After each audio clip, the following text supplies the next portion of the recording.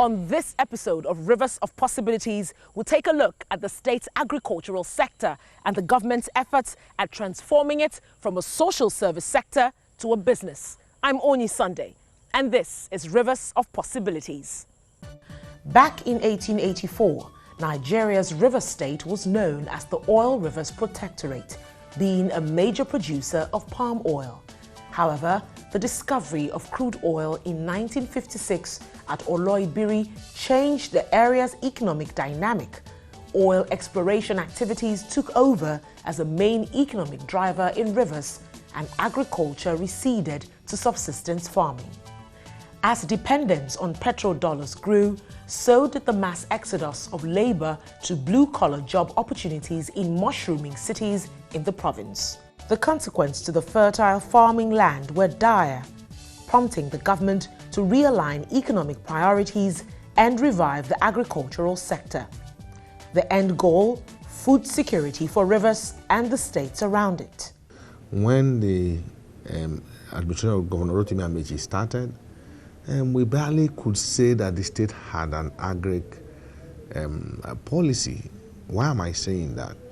I say that because it was heading towards all corners. You didn't know whether agriculture was actually seen as business, or it was seen as a development factor, or it was seen from the point of just giving social services to people, and all that. So we had to try to fine-tune that. And then to fine-tune that, we had to start by, first of all, coming up with an agri policy. And that policy is the type that tends to encourage private sector involvement in agriculture. It's the type that also encourages government collaboration with the private sector in agriculture. It's the type that defines agriculture actually more as business than any other thing. It's the type that sees agriculture as a tool that could be used for development. Because it's only on the basis of that policy that you can begin to talk about programs and then program implementation. River State has a total land mass of just under 2 million hectares, and around 40% is arable. National statistical data shows that River State is one of the leading producers of cassava, cocoyam, rice, bananas, and a variety of other crops. The state has developed and revived various projects in the agriculture sector to attract private sector investment to ensure food security and create employment.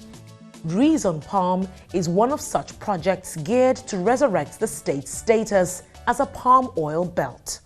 I call it the New Reason Palm Estate because that estate started in the early 70s, and then somehow, some way, it became a forest.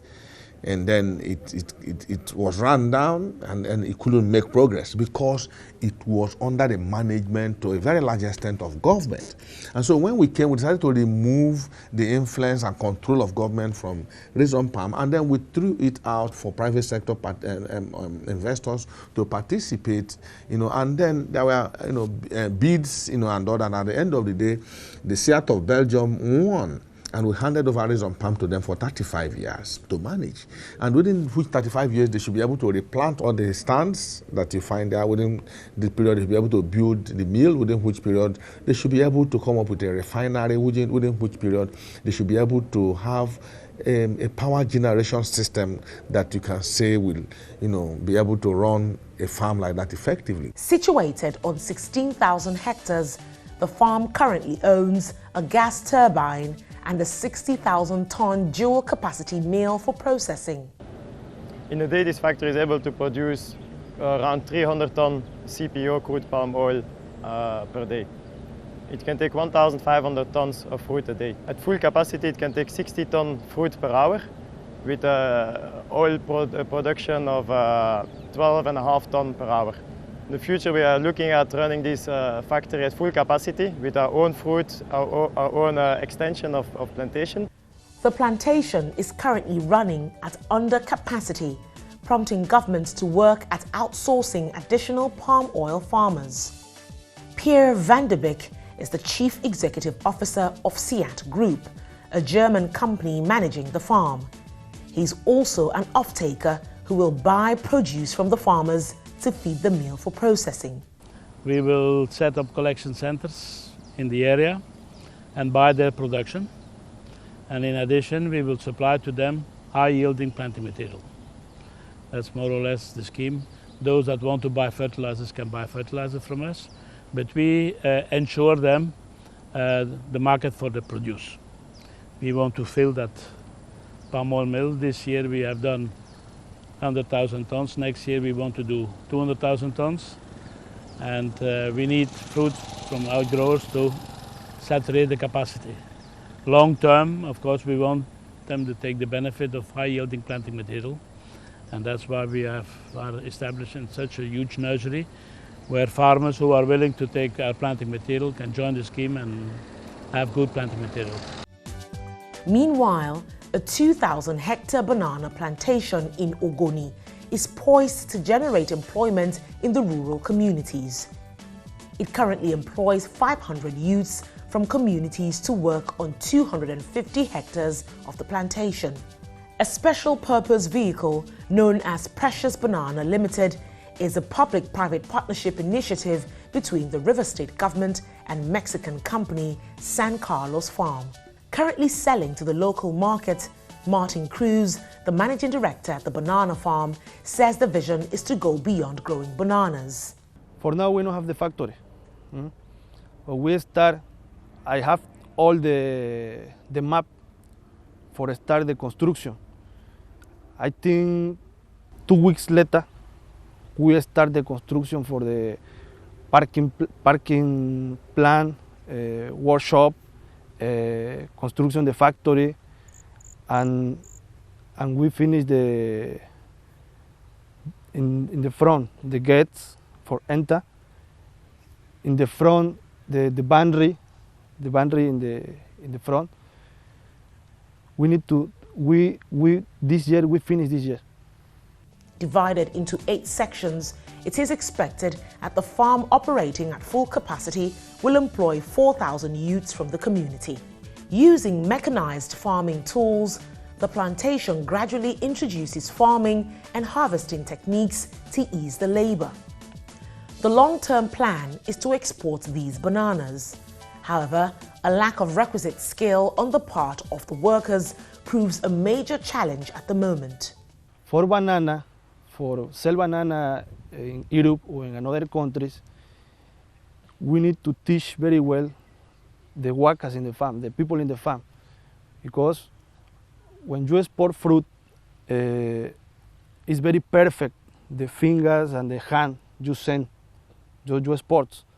Do you understand me? And here, we training or we teach these people many times. The people don't understand very well. A lack of full cooperation from members of the community poses a further challenge. One, the state's Commissioner for Agriculture blames on decades of overdependence on oil revenue and exploitation by oil companies. But there's a new momentum that is gathering now, and that momentum is saying, hey, look, this is the way to go. In agri is everything. If you want to be a good businessman, agriculture is the answer. Named after the many rivers that border its territory, many in the state's rural riverine communities are fish farmers. Like crop agriculture, aquaculture has suffered environmental damage on the back of oil spills in the region, and the resultant shortfall in supply is placing pressure on Nigeria to import the fish it needs to feed its population. The domestic fish market is estimated at $1.75 billion, or 2.66 million metric tons of fish, making it the 4th largest agricultural import in the world. The Buguma Fish Farm, located in the riverine community Buguma, is aiming to bring at least a portion of fish production home. Located close to the brackish water, tilapia fish are being bred here using an advanced technology. We are pumping the water from the river, and the water is flowing through the ponds. That water is being recycled all the time and changed, while we are all the time keeping fresh water. And while in that process we are injecting oxygen into the water, enriching the water with oxygen. By using this system and that technology, we are actually providing a very natural environment for the fish, and with the adding of the oxygen and high quality feed, that actually enables the intensity and the density of the fish in the ponds. So every pond that you've seen here is actually producing 2 cycles a year of about 10 tons of fish in 100 cubics of water. The level of oxygen in each pond is monitored through this screen. The fish farm also harvests its own oxygen. Designed to serve as a central pond for neighboring fish farmers, the Buguma Fish Farm employs locals and teaches them the technology employed at the farm to assist them in starting their own. On a daily basis, we go around, take water samples from each tank. We have several tanks here to help us, to be like exact of what we want. You can see the reading here. This shows the oxygen level of this, the dissolved oxygen level of this water is a 2.4 milligram per liter. And the temperature of this water is 28.3 degrees centigrade. So that's what we do in every tank. Each pond is capable of producing 1,000 tons of fish annually. Onida Development, the Israeli firm managing the project, is also an off-taker and will buy off the fishes cultivated by the local farmers and serve as official marketers. The project will be replicated in 4 riverine communities. Human capacity development is a major thrust of the River State Agricultural Program. After the break, we'll take a look at initiatives put in place to train and equip farmers to enable a smooth transition from subsistence to commercial agriculture. So stay with us.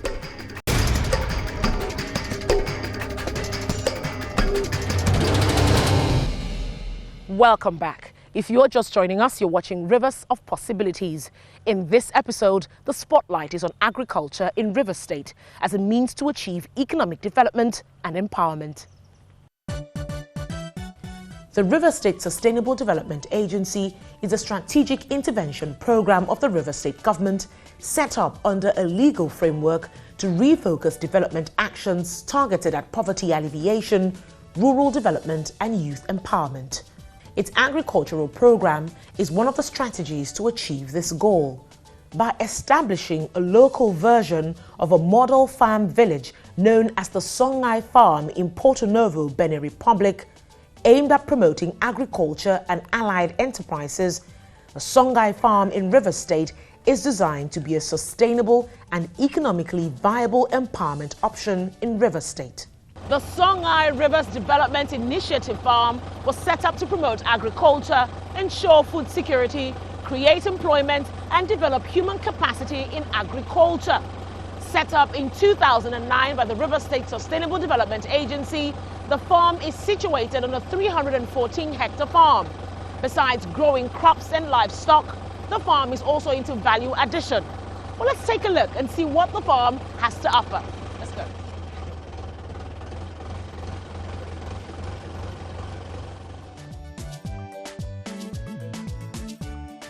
The farm is divided into 4 sections: the administrative and service departments, an agriculture production unit which deals with crops, fishery and livestock farming, Industrial Park 1 which handles engineering and maintenance of farm machines, automobile trucks and fabrication of farm implements. Well, the model we are implementing here is the agro-ecotourism model. Agro represents agricultural production because the essence here is to boost food production in the state. And then the ecotourism aspect of the business here has to do with the ecological tourism. We have a lot of visitors that come in here on a daily basis, and then what they have come here is for ecotourism. In ecotourism, they will be seeing the kind of plants that we have here, both the indigenous plants and the exotic plants. They will be seeing our animals, in the same regards, and then they will see the environment, how the plants and the animals, interacts, relates with the environment. That's why it's referred to as ecotourism. It's a very integrated agricultural facility, and from there we provide training for both the professional farmers, as well as the young people we are hoping to attract into agriculture. We also provide a lot of research, researching into the agricultural products and varieties that can do well in our area. And in so doing, we have a number of collaborations with some of the local institutions, like UST, for example, the University of Science and Technology. They send students there, for IT, and some of them spend up to a year, training, with real-life systems. Barry Jackson Zor is an undergraduate studying agroeconomics. Today, however, he is at the farm partaking in a program known as Solidarity Farming. It's a day when everyone lends a hand in every department. Along with other students, he picks demon peppers.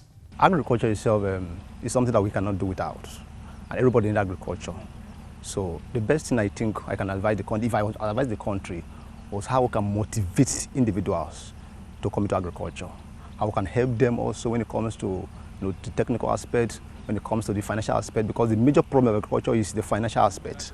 Most farmers don't have resources to carry out their agricultural products. Sometimes they don't have also the equipment. That is one of the major problems we have now. So if I should advise the country, I would say they should provide loans for farmers and also the technical know-how and the equipment. Currently managed by the state government, the farm employs both manual and mechanized methods of farming. The agency hopes that with the participation of the private sector, the farm will be completely mechanized. Agriculture today is not the business of hoes and machetes. It's all mechanized. It's all about being able to understand how to go about value addition, how to be able to work with in large-scale production and all that. And those are the things that Songhai intends to do. The Songhai shows you the two aspects. The reason why they show you the first aspect, which looks a bit rudimentary, is because you find out that some people who have like a 1 acre farmer, a 1 acre farmer is practically like 8 plots of land, really small. How can that 1 acre farmer be able to become an enterprise farmer with his small piece of land? So Songhai teaches you how to optimize production using the zero waste technology around that 8 plots. That is that you can actually integrate various products, being one waste product from one part of the farm is an input into another part of the farm. So it enables you to use to optimize production with that small parcel of land. At the Songhai Rivers Initiative Farm, agriculture methods are taught alongside commercial management. Customers are given the opportunity to buy off-field at the market farm and sell the produce processed on the farm. If you have a bunch of plantain, for example, and you convert it into maybe flour or maybe plantain chips, or you make it into any a processed product, so you stand the chance of gaining more money. So another thing is that you are reducing post-harvest loss. You were telling me earlier on about a very special gari that you have. What is it about this gari? What is it called again? Oh, we call it ameliorated gari, but it can also be referred to as coconut gari. That's a better name. Yeah, because coconut is one of the ingredients that is used in making it. Apart from coconut, we use also flavor, we use milk, and the gari itself, after preparing it, we use the gari. So a number of, including sugar. So you don't even need any other maybe thing, maybe like a baby stew or something like that in taking it. All you need is just to soak it in water and you take it. And it's selling very fast. According to a 2014 report released by the Montpellier Panel, a group of agriculture and trade experts from Europe and Africa, the African continent is set to produce over $280 billion worth of agriculture products. Most of that production is not in the value chain and does not involve youth employment or entrepreneurs. Cassava is Africa's second most important food staple. It is a major source of calories for roughly 2 out of every 5 Africans. In some countries, cassava is consumed daily and sometimes more than once a day. In River State, along with a Dutch company, the construction of a cassava processing factory is underway. The factory is built to process 60,000 tons of cassava in a day. That alone is a big market for farmers within the state and beyond. So what they do is, with a collaboration with the Datco factory, they're able to get farmers to produce cassava for the factory. And that's a big opportunity. And the farmers need to be positioned. They need to be able to improve on their current yield, production yield. And that can only happen if they receive the right support, if they receive the right advice and mentorship, and hand-holding, and being able to move them to a more mechanized form so that they can reduce their overheads in their production. Here, the company also serves as off-takers, buying up the harvested cassava from the local farmers in order to feed the mill. The cassava is then processed into flour and sold across Nigeria. Self-sustaining, the Songhai Rivers Initiative Farm is also a vacation resort and conference facility. Work is underway to establish more farm villages to promote agricultural enterprise development and agro-businesses. To further encourage local farmers, the RSSDA has also set up agro-allied services and business development centers across the state. They have been charged with the responsibility to manage the affairs of those farmers, provide them all kinds of support in terms of agricultural support, tractor support. They should be able to provide them inputs, capacity building. And each center actually has, they have engaged with each of the local governments and assigned contact farmers. The contact farmers are more or less like their lead farmers in the communities that are known to be successful at their level farmers who are role modeled, by the community, and everybody wants to be like them. So they are used as the mobilizers. They're used to engage the farmers who are not very familiar with the new techniques in agriculture, and the difficulty in shifting, is always, showing up from time to time. So, but their model farmers, the mobilizers, can be able to explain and use their local languages to be able to demonstrate, to talk to them and explain to them, and also be able to demonstrate the advantage of new agricultural techniques, adopting new agricultural techniques. With 40,000 farmers registered on its portal, the farmers have better access to services being offered. Criteria required to access these services, however, is a major challenge. There are certain level of land holdings you should have to be able to, one, make economic use of the mechanization of machine working for you, and two, to live up subsistence. You can't be a 0.2, 0.3 hectare farmer and you say you are going to be commercial. We'll be talking from 2 hectares and above. And we encourage farmers to take their lands together contiguous so that they can utilize the machines to prepare their land. It will be very difficult if they are still working on fragmented small piece of land. That way they cannot go commercial. There are a lot of people who want to go into farming, who want to go into agriculture, but they don't have access to land at all. So if you can review the policy, the land tenure policy, in such a way that people can have easy access to acquiring land, that's going to do a lot. While various interventionist agencies in the state tackle this problem by clustering the farmers, there are major impeding factors that need to be addressed on a national level. In this part of the world, we have these farmers that we call, there are some farmers that we call portfolio farmers. They are not real farmers. And so what they do is that they use their vantage positions to assess these loans, and then they divert the loans to other businesses. So government needs to do a lot in identifying the real farmers. Those are the rural areas. When these farmers are identified, then we can go ahead and deal with them to provide funds for them to boost their food production. Again, you agree with me that in the sub-Saharan Africa, one of the greatest problems of agriculture has to do with storage facilities. And how do you get storage facilities when you do not have sufficient capital? So that becomes a major issue. The end goal for government is a complete paradigm shift. Agriculture needs to resume a place of economic importance alongside oil and feed Nigerians in Rivers State. In the process, those involved hope that these efforts will result in more jobs and slow down urban migration. Join us on the next episode of Rivers of Possibilities, where we take a look at infrastructural development in these rural areas poised to ease trade and travel. You can email us at rivers@abn360.com or drop your comments and suggestions on our Rivers of Possibilities page on Facebook. You can also follow us on Twitter at @rivers_P. I'm Onyi Sunday. Thanks for watching.